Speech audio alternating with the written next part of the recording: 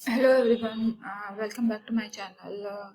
Myself Dr. Humanaz, and today I'm going to present the second type of the guidance, vocational guidance. In previous lecture, I've explained about the educational guidance and give you a proper notes on the educational guidance.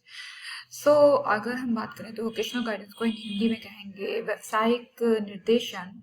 आपको जो यहाँ पे guidance मिल रही है वो आपके vocation से related दी जाएगी, और इसमें भी जो बेसिक नीड होती है, जब किसी को हम वोकेशनल गाइडेंस देते हैं तो वो बेसिक नीड होती है उस जिस इंडिविजुअल को आप ये गाइडेंस दे रहे हो उसके अकॉर्डिंग दो, उसके इंटरेस्ट के अकॉर्डिंग दो। वो क्या चाह रहा है, क्या करना चाह रहा है, किसमें इंटरेस्ट है, उसके अकॉर्डिंग आप उसको वोकेशनल गाइडेंस दो। जिसके रेफरेंस में मैंने कोई दो डिफिनेशन भी दी हैं। वैसे आपको मल्टीपल बुक्स में बहुत सारी डिफिनेशन मिल जाएगी, मेरी दो डिफिनेशन मैंने यहाँ पे मेंशन की है। मेयर्स की डिफिनेशन है एंड रॉबर्ट्स की डिफिनेशन है। मेयर्स ने कहा है कि it is the process of assisting the individual to do for himself और herself certain definite things pertain to his vocation, and Roberts के according it is concerned with the problems and techniques involved in choosing an occupation and in becoming adjusted in it. So need की बात करते हैं कि इसकी need क्यों हो रही है वोकेशनल गाइडेंस की। तो इंडिविजुअल डिफरेंसेस की वजह से हर एक इंडिविजुअल दूसरे से डिफरेंट है, और हम सबको सेम तरह की गाइडेंस या सेम प्रोफेशन के लिए हम मोटिवेट नहीं कर सकते हैं, ना हम उनको गाइड कर सकते हैं। तो एज द इंडिविजुअल डिफरेंसेस को ध्यान में रखते हुए जो भी चाइल्ड या क्लाइंट आपसे पूछता है या आपके बच्चे आपसे पूछता है, तो आप उसके इंटरेस्ट को जानो कि वो किस फील्ड में एक्सपर्ट है, क्योंकि हर एक इंडिविजुअल की कुछ यूनिक स्टाइल, कुछ यूनिक वर्क होता है जो अलग अलग फील्ड्स में वो उसमें ज़्यादा अच्छा बेस्ट कर सकता है। तो उसके अकॉर्डिंग ही हम उसको वोकेशनल गाइडेंस दें। नेक्स्ट है variety of vocation. Yes, sometime कोई भी इंडिविजुअल अपने एरिया को आइडेंटिफाई नहीं कर सकता है, तो आप उनको वैरायटी ऑफ वोकेशंस के बारे में बताएं। जिस पर्सनल जैसे मैंने कहा 12th क्लास के बच्चे जब आगे मूव करता है तो आप उसको बताओ, फिर वो अपने इंटरेस्ट को आइडेंटिफाई करेगा और उसके बाद वो आगे मूव करेगा। तो वैरायटी ऑफ वोकेशंस के बारे में आपको उनको प्रॉपर गाइडेंस देनी चाहिए। फिर स्टेबल फ्यूचर ऑफ स्टूडेंट की स्टेबल फ्यूचर सेम यही चीज़ है कि स्टेबिलिटी की बात करूं तो आप जिस भी वोकेशन को चूज करते हो अपने इंटरेस्ट के अकॉर्डिंग, उसमें आप एक स्टेबिलिटी कहीं ना कहीं अचीव कर लेते हो, क्योंकि वो आपका इंटरेस्ट होता है। और समटाइम जैसे मैंने कहा, बहुत सारे पेरेंट्स चाहते हैं कि मेरा बच्चा मैथ्स फील्ड्स में जाए या साइंस में जाए, इंजीनियरिंग करे, साइंटिस्ट बने, आईएएस बने। तो वो एक स्टेबिलिटी फ्यूचर शायद फाइनेंशियल से भी देख रहे होते हैं, बट फाइनेंशियल से देखने के साथ साथ विच इज इम्पोर्टेंट, मैं ये नहीं कहूँगी कि किसी भी प्रोफेशन में फाइनेंस इम्पोर्टेंट नहीं है, बट यहाँ पे कि जिस प्रोफेशन में आप इंजॉय करोगे, जिस प्रोफेशन को आप चूज करो, आप उसको इंजॉय करोगे, तो वहाँ पे आप अपना 100% दोगे। और फाइनेंशियल आपको एक तरह से क्या है कि उसका एडवांटेज तब मिलता है जब आप बेस्ट परफॉर्म करो, ना कि किसी प्रोफेशन में आप इन्वॉल्व, आप इंजीनियर बन गए हो बट आपको इंजीनियरिंग पसंद नहीं है, आप किसी कंपनी में रिक्रूट होते हो, तो वो आपको आपके परफॉर्मेंस पे तो आपको आगे की तरफ मूव करेगी, ना कि आप अच्छा परफॉर्म ना कर पाओ। आगे के लिए आप सोचो कि मेरा इंक्रीमेंट क्यों नहीं हो रहा, मेरा प्रमोशन नहीं हो रहा। तो प्रमोशन और इंक्रीमेंट ऐसे नहीं होता है कि एक साल बीता और कर देना चाहिए। नो, आप क्या आउटपुट दे रहे हो कंपनी को, क्या किस पोजीशन पे जा रहे हो, उसमें भी आपका कितना इनपुट दे रहे हो, वो चीज बहुत इंपॉर्टेंट है। तो इसलिए हमें वो उस परस्पेक्टिव से बच्चों को गाइड करना चाहिए। फिर नीड है, need from economic point of view, जो भी बात मैंने की, यस वो भी इम्पोर्टेंट चीज है। और सारी बातों का कि आप जब गाइडेंस दें वोकेशनल स्पेशली, तो उसमें वो सारी पॉइंट को जरूर इन्वॉल्व करें, ताकि ये इकोनॉमिक पॉइंट वाला जो इकोनॉमिक परस्पेक्टिव वाली पॉइंट है ना, ये उस पर वर्क कर पाएगा। नेक्स्ट है इम्पोर्टेंस ऑफ वोकेशनल गाइडेंस। क्या इम्पोर्टेंस है? ये हेल्प करती है डिस्कवर स्ट्रेंथ और इंटरेस्ट को। यस, आपके इंटरेस्ट और स्ट्रेंथ और स्ट्रेंथ को डिस्कवर करने में हेल्प करती है, ये इम्पोर्टेंट है। इसी के बेस पे ही आप आगे अपने प्रोफेशन में परस्यू करिए, तो आपको एक बेस्ट रिजल्ट मिलता है। फैसिलिटेट इन्फॉर्मिंग डिसीजन मेकिंग, इसलिए भी काफी मिलता जुलता एजुकेशनल से है, क्योंकि डिसीजन मेकिंग और प्रॉब्लम सॉल्विंग यहाँ पे भी है। आप अगर आपको आगे जाके इंजीनियरिंग करनी है या मेडिकल करना है, तो ये कौन डिसाइड करेगा? ये आप डिसाइड करोगे। जिस इंडियो तो हम अपने स्टूडेंट को इतने इस चीज का कॉन्फिडेंस दे कि वो अपने डिसीजंस लें खुद, वो फैमिली के प्रेशर में अपने समटाइम बच्चे अपने फ्रेंड्स के उसमें भी आ जाता है, मेरा फ्रेंड ये कर रहा है तो मुझे भी करना चाहिए, तो वो प्रेशर नहीं होना चाहिए। आप अपना इंटरेस्ट देखो, मे भी आपके फ्रेंड का इंटरेस्ट कहीं और है, आपको कॉमर्स पसंद है, आपको लिटरेचर पसंद है, फ्रेंड को साइंस पसंद है, तो आप उसके लिए तो नहीं लोगे ना कि मैं अपने फ्रेंड के साथ सेम कॉलेज सेम बैच में रहूंगा। नो, वो वहां पे अगर आप उस तरह से डिसीजन लेते हो तो वो एक अच्छा डिसीजन नहीं होगा आपके लिए। तो आपको पता होना चाहिए कि आप किस तरह से डिसीजन लो जो आपको उसका एक आउटपुट जो दे वो बेस्ट है। फिर है रिड्यूस कैरियर मिसअलाइनमेंट। यस, ये भी बहुत ज्यादा फेस करते हैं लोग, और ये इसीलिए फेस करते हैं जो पॉइंट्स मैंने ऊपर बताए हैं कि आप किसी ऐसी जॉब में चले जाते हो जो आपके इंटरेस्ट की, आपके मतलब की, आपके बिल्कुल नहीं है, तो आप तो ऑब्वियस ही बात है उसमें प्रॉपर फिट होगे ही नहीं। नेक्स्ट है enhances productivity and job satisfaction. Almost skill interest पे ही डिपेंड करती है ये चीज़ें। अगर और मोटिवेशन, आप खुद को मोटिवेट करते हो, स्किल प्रोडक्टिविटी आपकी निकलती है, तो आप जॉब सेटिस्फैक्शन कहीं ना कहीं आप अचीव कर लेते हो।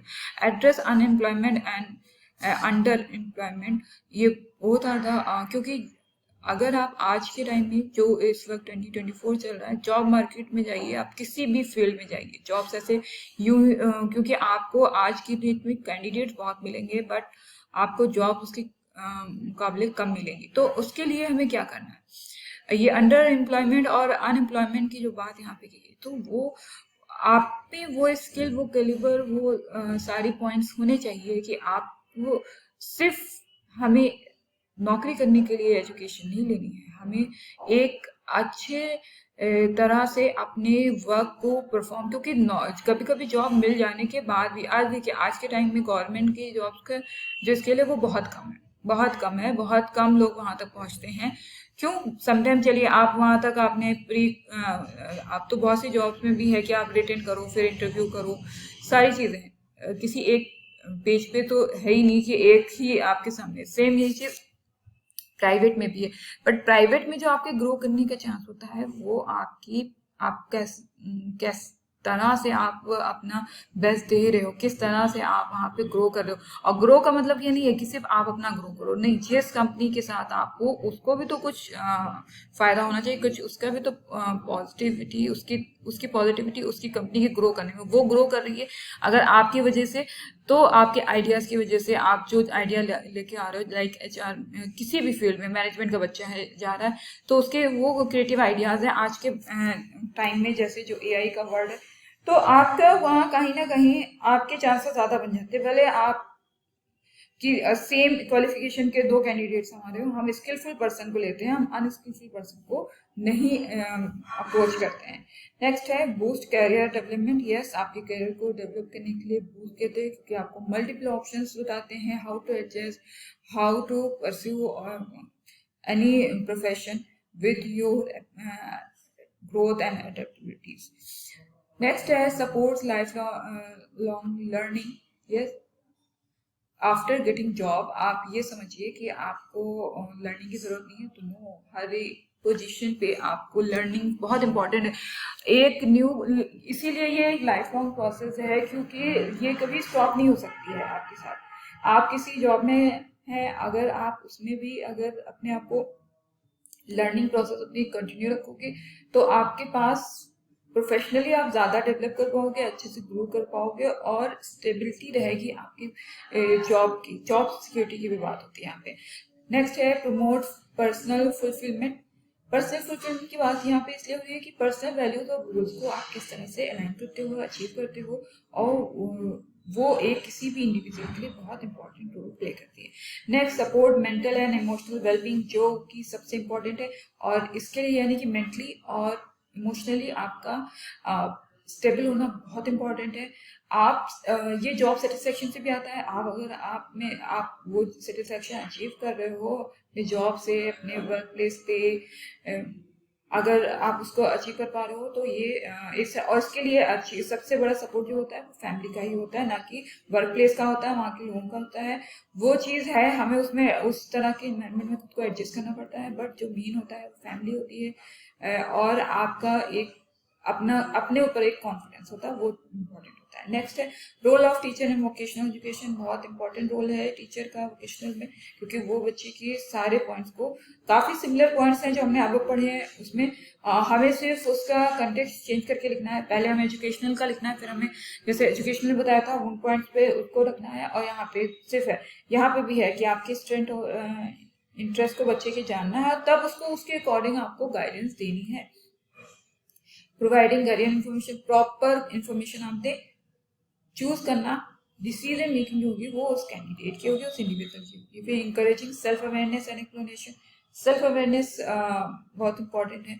आप खुद को जानो समझो, आप किस पोजीशन, यहाँ पे वो बात जो मैंने अभी कही थी आपसे कि आप अपने पेयर ग्रुप, अपने फ्रेंड को देख के मत तो किसी भी प्रोफेशन में इंटर करो कि ये कर रहा है तो मुझे करना। आप अपने पॉइंट्स को जानो ना कि आप क्या कर सकते हो, आपका क्या इंटरेस्ट है। नेक्स्ट है connecting learning with career relevance. Yes, आप अपनी लर्निंग, ये जो लर्निंग का फेज है इससे कनेक्ट रहो, इसको लीव मत करें आप कि नहीं मुझे अब तो सब कुछ आ गया, अब तो है, तो ये चीज़ नहीं होनी चाहिए।